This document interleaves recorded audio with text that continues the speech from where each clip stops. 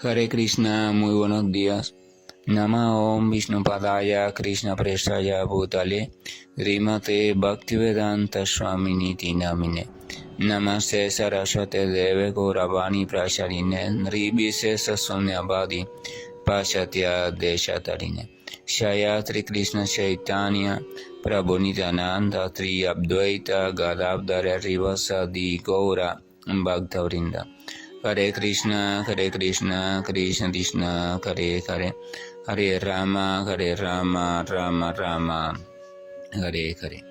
Hare Krishna reiterados, vamos a continuar con las lecturas y reflexiones del siempre sagrado y radiante Srimad Bhagavatam. Vamos a recordar que estamos aún en un texto, el primer texto que el narrador explica después de que el abuelo Bhishmadeva dejó de hablar, y abandonó su cuerpo. Y que habíamos comenzado a leer el comentario de Srila Prabhupada. El texto era el que decía: Sutta Goswami dijo: así pues, Bhishmadeva se fundió en la superalma, el Señor Sri Krishna, la suprema personalidad de Dios. Con la mente él habla, la vista y las acciones, y de ese modo cayó y dejó de respirar. Y entonces el comentario de Srila Prabhupada nos habíamos quedado en el fragmento siguiente. Él cantó las glorias del Señor.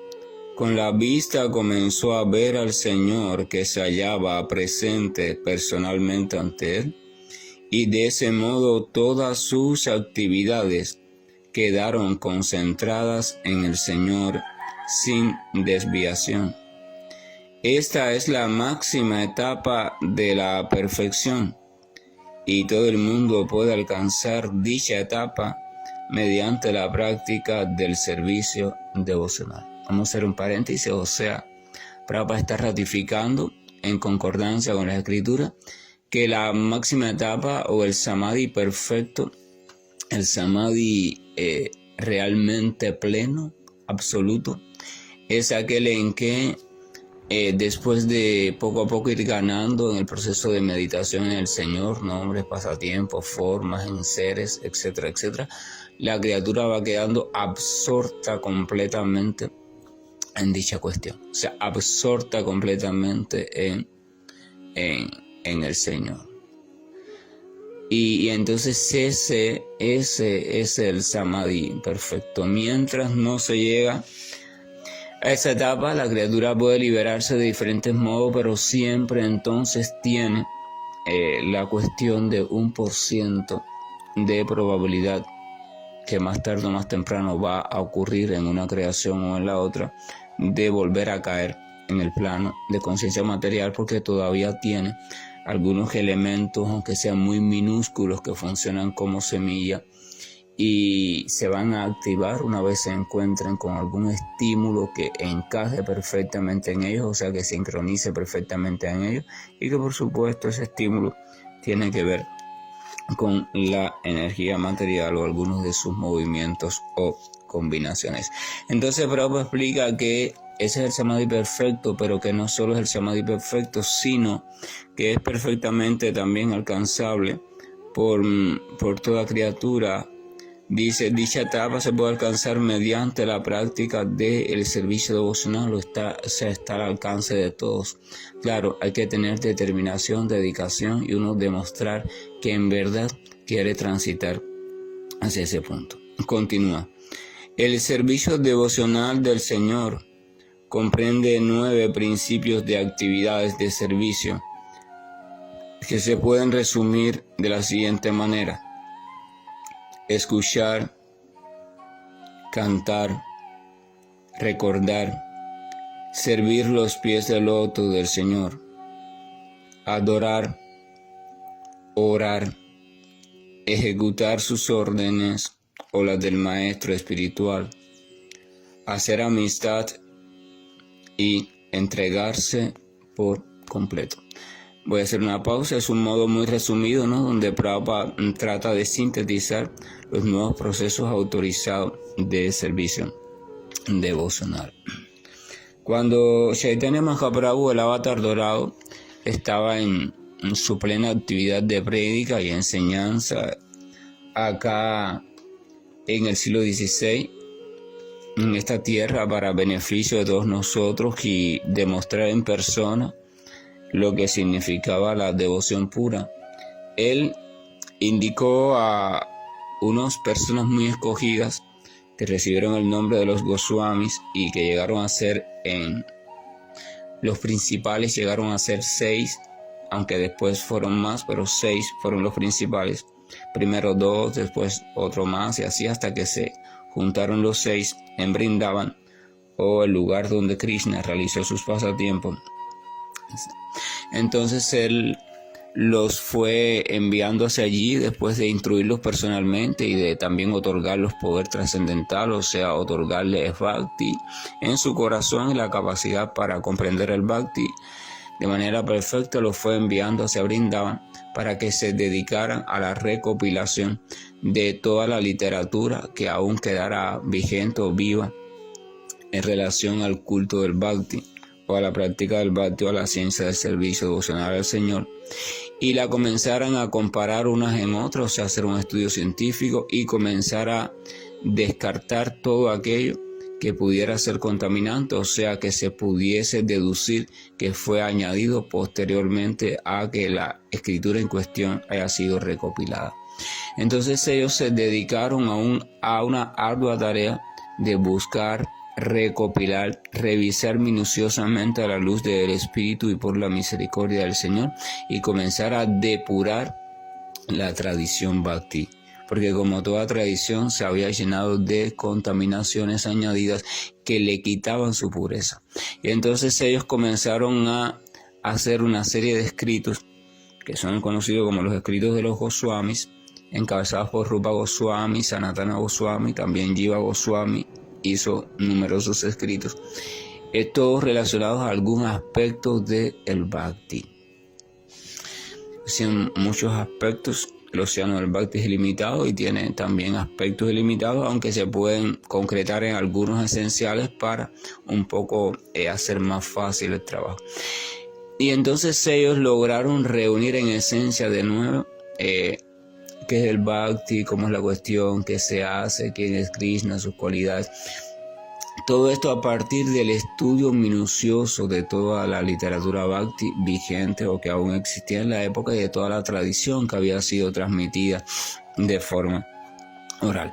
Entonces, cuando ellos analizan, fíjense cómo este proceso no es un proceso hecho independientemente, es un proceso organizado, es un proceso totalmente científico. Por eso se puede establecer que la ciencia del Bhakti, establecida o restablecida por los Goswami a partir de la misericordia y la orden y el mandato de Chaitanya, el avatar dorado, es una ciencia perfectamente autorizada. Entonces ellos, después de revisar todos los textos, todas las enseñanzas y tradiciones, pudieron llegar a la conclusión de que a lo largo de todos ellos, las diferentes formas en que los grandes devotos o devotos puros mostraban o se mostraba una relación con el Señor en su cotidianidad, y por la cual alcanzaron la trascendencia perfecta o el servicio perfecto y amoroso por Dios. Esas formas, aunque eran muy variadas, se podían resumir a 9 tipos en específico. Y entonces esos nuevos tipos específicos es a lo que ellos consideraron y dijeron: estas son las maneras en que el servicio devocional se presenta o se puede ejecutar. Claro, todas las nuevas formas tenían un punto en común, o sea, se dirigían hacia el Señor Supremo y hacia el Maestro Espiritual como representante del Señor Supremo, y hacia, de modo general, los devotos sinceros del Señor. Es una escala, no se puede pretender ofrecer servicio devocional a la Suprema Personalidad de Dios de manera directa, puesto que, recordemos, no se encuentra en el mundo material.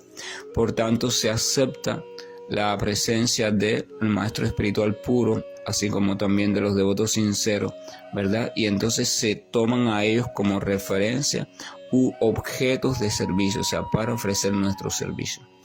No es porque son el Señor sino porque se les considera representantes puros del Señor y por tanto son vías perfectas para servir al Señor. Hay un fragmento del Srimad Bhagavatam donde Krishna dice, le dice, yo creo que fue a su amigo Uddhava, le dice, en verdad, aquellos que dicen ser mis devotos, o sea, dicen estar sirviéndome a mí directamente, en verdad esos no son mis devotos. Sin embargo, aquellos que se dicen o están al servicio de quienes me están supuestamente sirviendo directamente, esos son mis reales devotos. Y esa es el modelo que el avatar dorado de Chaitanya Mahaprabhu. Chaitanya viene siendo para Oriente, o sea, para esta parte de India y estas cuestiones, como por ejemplo Jesús de Nazaret para acá, para Occidente, en el cristianismo. Es como por decirlo así, el Cristo de India, aunque tiene otra connotación que no vamos a entrar a porque es muy compleja. Pero lo importante es saber que es una autoridad totalmente confirmada. Entonces, esos 9 procesos, y ellos lo rescataron, y esos 9 procesos son estos procesos que de forma muy sintética mencionó Prabhupada aquí. Primero, menciona el proceso de escuchar, o sea, escuchar. Cuando uno decide e incluir en su vida el escuchar de manera regular temáticas relacionadas al Señor Supremo y a su palabra, o sea, a sus indicaciones. Por supuesto, una vez ya adquirido un granito de fe, un poquitín de fe en que existe un Dios, en que ese Dios tiene identidad, en que Él es el controlador de todo, en que Él es el disfrutador, en que todo sucede de alguna forma u otra dentro de su jurisdicción o dentro de su consentimiento o voluntad, etcétera, etcétera. Que somos almas espirituales, que estamos en un nivel de confusión con la identificación de la energía material por el deseo de disfrutar de ella y desarrollar actividades como si nosotros fuéramos el propio Señor. Las actividades de disfrute que desarrolla el Señor las queremos desarrollar nosotros en vez de dedicarnos a participar de esas actividades para darle placer a Él. Queremos nosotros hacer las actividades para placer nuestro. Y entonces así de ese modo nos vamos alejando de la pureza de la bondad pura y por tanto caemos en el charco de la ilusión material. Y entonces cuando uno ya más o menos tiene una noción de eso y decide encaminarse en el sendero hacia la profundización del conocimiento espiritual y el acercamiento progresivo hacia el Señor, entonces el escuchar es lo primero. Entonces cada vez que uno escucha atentamente, sumisamente, entregadamente, con algo de fe en el corazón, entonces uno está realizando servicio devocional. Uno está practicando Bhakti Yoga. Cada vez que alguien escucha aquí los mensajes del amanecer espiritual atentamente, los escucha también con fe y con cierto gozo algunos en el Señor Supremo, entonces debe saberse que está practicando Bhakti Yoga. Cuando lo escucha así, simplemente por escucharlo, sin noción de fe, sin noción del Señor, sin tener, simplemente por una cuestión de curiosidad, entonces bueno, no hay allí ese Bhakti Yoga, no hay ese servicio devocional. Pero cuando es como el caso que dije anteriormente, ahí está una manera diaria de ejercitarse en el Bhakti, escuchar. Después menciona una segunda forma, la forma de cantar, o sea, hablar, repetir. Es ya cuando entonces uno utiliza la palabra para envolver al Señor. O sea, uno toma el mensaje del Señor, toma lo escuchado, toma lo experimentado, entonces lo transmite, lo envuelve en su propia palabra, en la lengua de uno, en todo este equipo que uno tiene para emitir sonido y lo transmite, ya sea cantando, glorificando en voz alta, en murmullo, en forma mental, pero lo transmite. Entonces, cuando la temática central de esa transmisión es el Señor Supremo y es algunas de las cuestiones escuchadas o conocidas sobre el Señor Supremo y la relación con sus amorosos devotos. El Señor Supremo y sus nombres, el Señor Supremo y sus formas, el Señor Supremo y la descripción, alguna descripción de su morada trascendental en sus diferentes localizaciones o niveles de presencia, el Señor Supremo y los detalles de sus ornamentos, sus cualidades o alguna de ellas. Entonces, esa persona está en ese momento haciendo servicio devocional. Fíjense, el primero es escuchar, ¿verdad? Dejar de perder el tiempo escuchando tantas boberías y dedicar un tiempo a escuchar sobre aquello que es verdaderamente nutritivo desde el punto de vista espiritual. Eso es importante. Hablar, regular el sentido del habla, ¿verdad? En el Néctar de la Instrucción se dice que aquel que es capaz de regular los impulsos de la ira, la mente, el habla, etcétera, etcétera. Entonces ahí dice el habla. Entonces el habla tiene que regularse también. Todas las actividades que de una manera u otra supuestamente hacemos en esta vida material son resultados de una potencia existente que es activada por determinadas cuestiones. Esa potencia existente, como mencionábamos ayer, tiene que ser administrada de manera favorable. Se puede administrar de manera desfavorable de forma tal que hagamos mal uso de ella y nos traiga cada vez más enredo, o se puede administrar de manera favorable. Manera favorable significa siguiendo las recomendaciones de las grandes almas, los sabios, las escrituras. Ahí están las recomendaciones. Eso se llama iniciar un proceso de regulación de la vida, el cual es completamente necesario. Incluso si usted conversa con un judío o un cristiano serio, e incluso con una persona que siga el Islam de manera pura y perfecta, va a ver que la vida de esas tres personas están llenas de una serie de patrones conductuales, o sea, patrones por los cuales se guían, cosas que sí harían a cualquier precio y cosas que no harían bajo ningún precio, aún bajo amenaza de muerte, porque ellos tienen plena confianza de que si se mantienen así, de esa manera, siguiendo las regulaciones del Señor, entonces pueden alcanzar el visto bueno del Señor y por tanto la trascendencia. Qué maravilloso eso, ¿verdad? Pero a veces nosotros decimos, no, ¿para qué no voy a dejar de hacer esto? Porque mira, si lo hago puedo morir y mi cuerpo, qué sé yo, qué sé cuándo, ¿verdad? Y entonces eso significa simplemente que nuestra fe, entonces en ese caso, es todavía muy débil y tenemos que seguir fortaleciéndola con buena compañía, buena escucha y una práctica un poco más intensiva y vivir el proceso de purificación y fortalecimiento. Entonces, el habla tiene que regularse. Perdemos tanta de nuestra energía hablando cuestiones sin sentido, cuestiones de que el momento, que si esta noticia, que si aquella, que si el chisme, que si no sé cuánto, o enseñando cosas que realmente son intrascendentales, que ahora sirven y dentro de 10 minutos ya no sirven, o discutiendo, o no sé qué, no.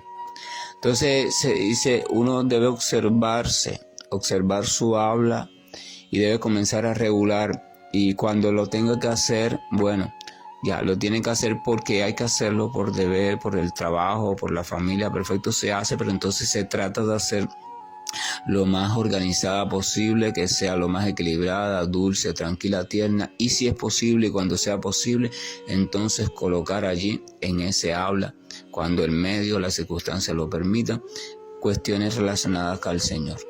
Cuestiones que en verdad son de provecho personal y en verdad son también de provecho para cualquier criatura que las escuche, porque no solo son agradables, sino que llaman, invitan hacia un modo de vida completamente superior o diferente, un modo de vida realmente humano.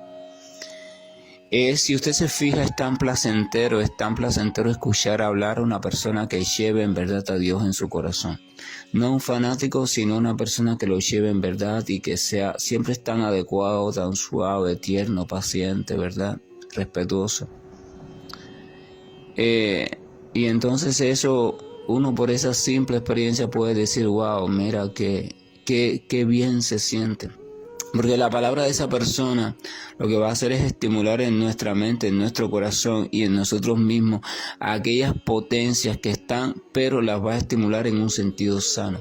Va a hacernos pensar en cosas equilibradas, buenas, sanas, etcétera, etcétera. Aunque al principio nuestra oscuridad sea mucha, estemos llenos de actividades desorientadas, aún así con el tiempo, poco a poco, de tanto escuchar a esa persona, vamos un poco encontrando un gusto en esa forma de hablar, de expresarse, y vamos introduciendo siempre algo en ella.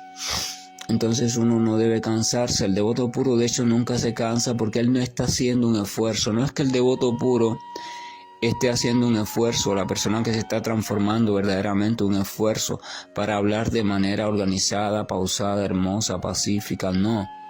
Es que eso va brotando porque es lo que va abundando en su corazón. Jesús de Nazaret dice, la boca habla de lo que abunda en el corazón y de lo que abunda en tu mente. Entonces, si tu mente y tu corazón se van llenando del Señor Supremo mediante la escucha, repito, no la escucha académica, no es que ahora yo voy a escuchar, leer y después voy a hablar de eso así de forma vacía, no. La escucha de una frase, pero de manera completamente reflexiva, abierta, organizada, es mucho mejor que la escucha de un texto completo. No se trata de escucha, repite, no. Escucha y deja que esa escucha entre, se saboree, se vaya a lo más profundo. Y después a su debido tiempo, entonces, cuando ella emerja, déjala que salga otra vez. Háblala. Entonces, por eso se recomienda que, por ejemplo, cuando se cante o se hable el santo nombre, se hable de forma audible. Se puede hacer mentalmente, pero de forma audible es mejor, no solo porque atrae más nuestra atención y es más fácil mantenernos centrados en ella, sino porque nos permite al mismo tiempo hacer estos dos servicios devocionales, escuchar y hablar.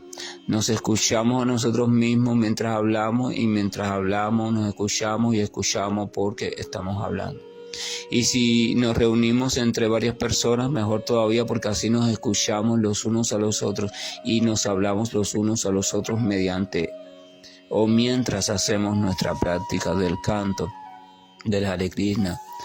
De la misma forma que diferentes tradiciones se reúnen para rezar, orar o adorar en comunidad y repiten un mismo texto que acordaron para que todo el mundo se unifique en la oración. Por ejemplo, Padre Nuestro o cosas así. Entonces, de la misma manera se reúnen aquellos que están sintiendo afinidad por el nombre de Krishna y repiten el Maha Mantra así, en grupo, dulcemente, abiertamente, con el corazón entregados a la fe, con la certeza de la presencia en el sonido, y maravilloso. Entonces ese es la segunda modalidad de servicio devocional que los Goswamis encontraron disperso por la escritura. El tercero, recordar. O sea, usted escuchó hablar algo sobre el Señor Supremo o sobre alguna historia de algún devoto fiel del Señor, y entonces después lo escuchó de modo tan dulce, narrado por una persona con tanta fe, que de algún modo eso se quedó allí en su corazón. Le gustó, a usted le gustó, no sabe por qué, pero a usted le gustó.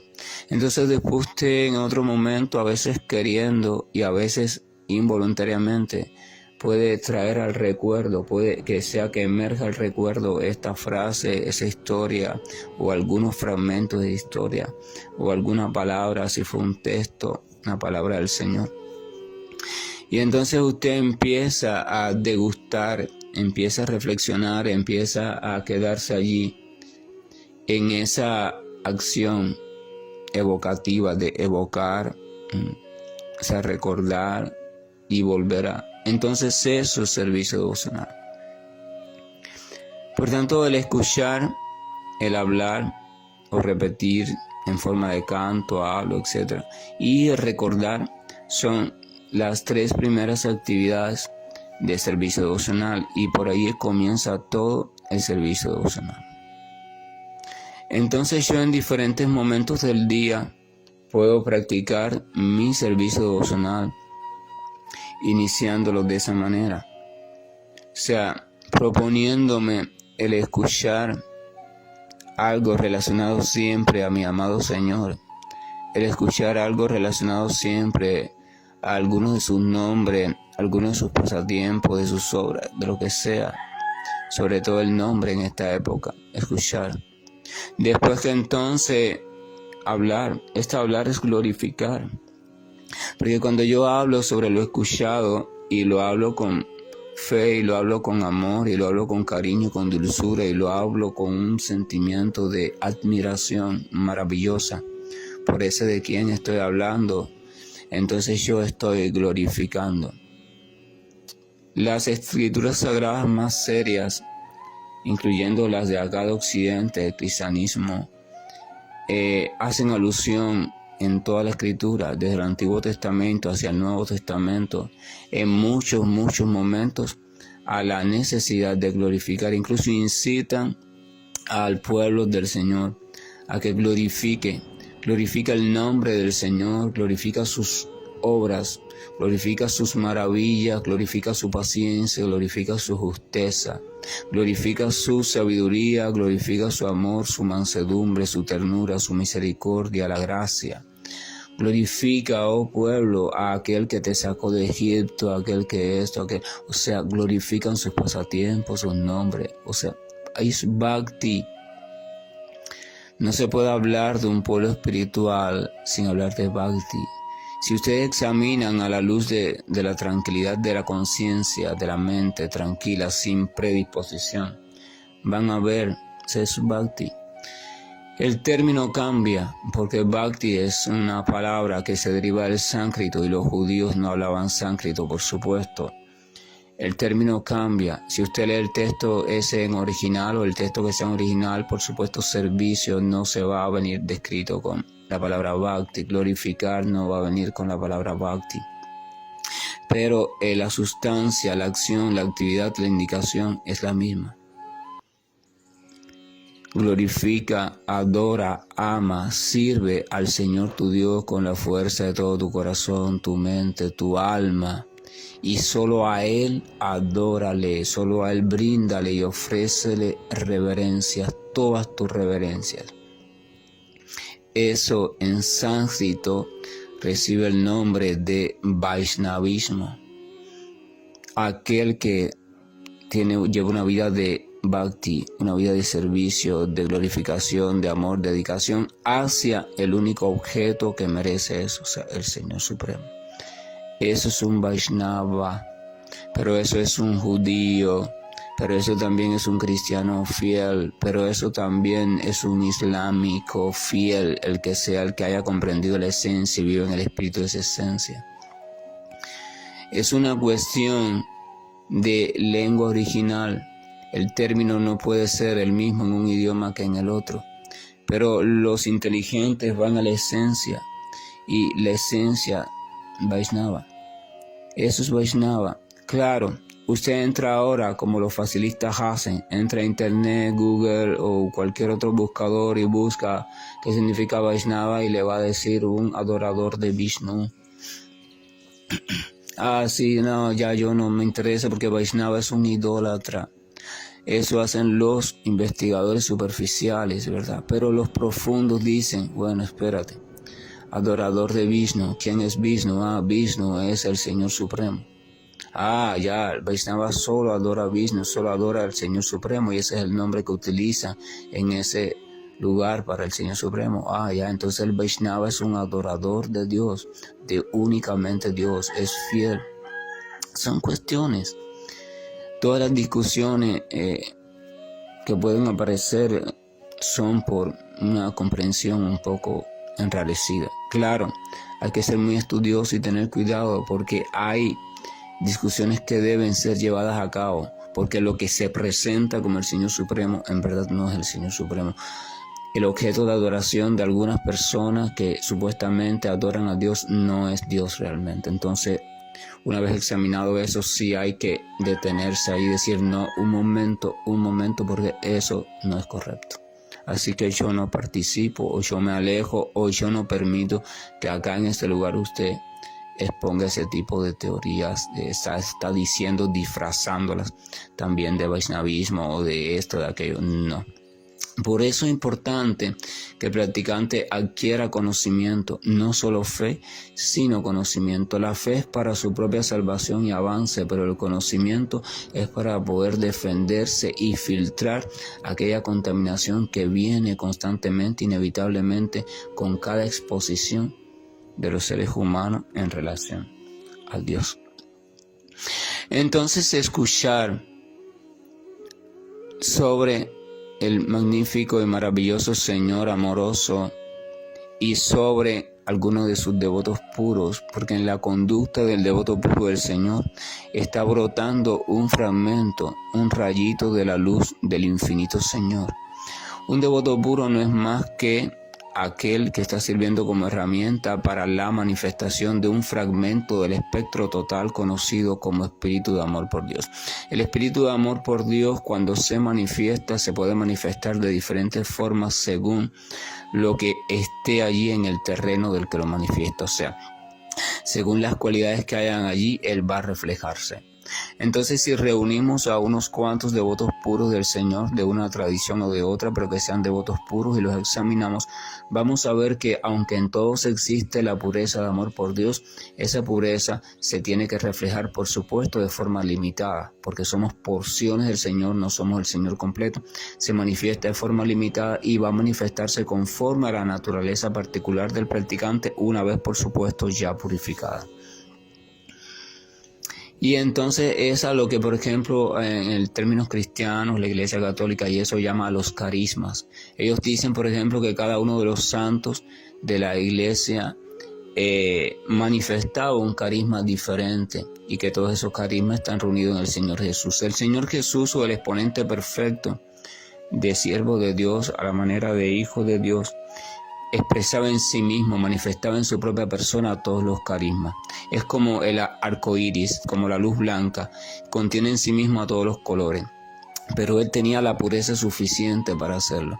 Él era el maestro perfecto, el juez perfecto, el rey perfecto, el maestro perfecto, el acompañante perfecto, el lo que sea perfecto, el siervo perfecto, todo lo perfecto era él, porque todo se manifestaba en él de modo perfecto.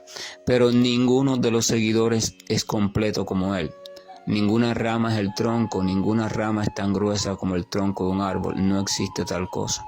Entonces de ese tronco fueron surgiendo muchas ramas, y de esas ramas otras ramitas más pequeñas, y de esas ramitas otras, ¿verdad? Y es lo que se llama el árbol del cristianismo. Pero entonces cada una de esas ramitas expresa una porción de aquello que está expresado completamente en el tronco. La ramita no puede existir sin el tronco. Y entonces esa es la cuestión, pero en el tronco está todo contenido y sobre todo en la raíz, allí está el principio de todo.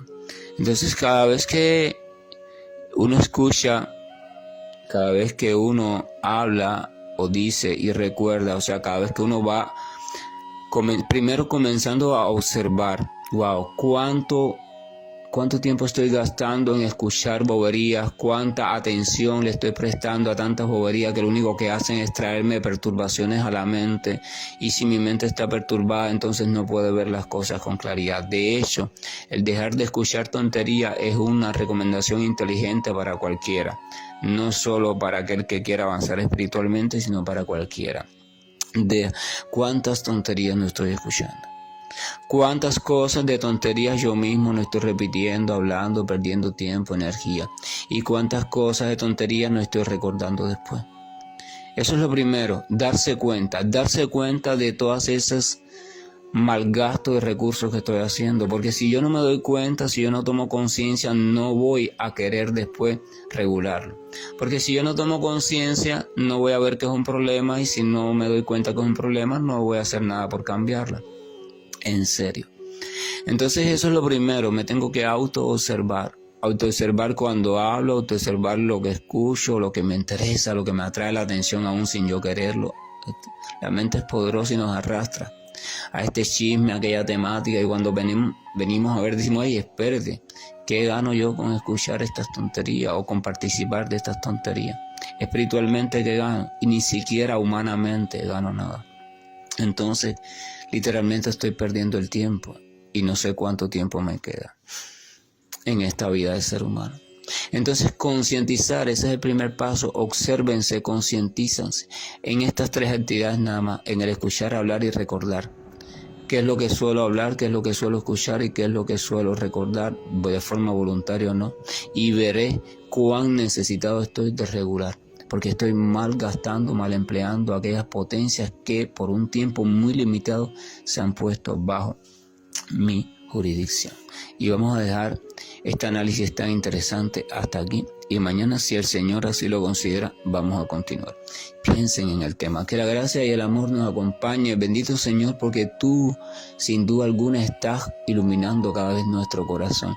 Nuestro entendimiento se está ensanchando en virtud de la refulgencia que emerge constantemente de ti y que es independiente porque es parte de ti misma.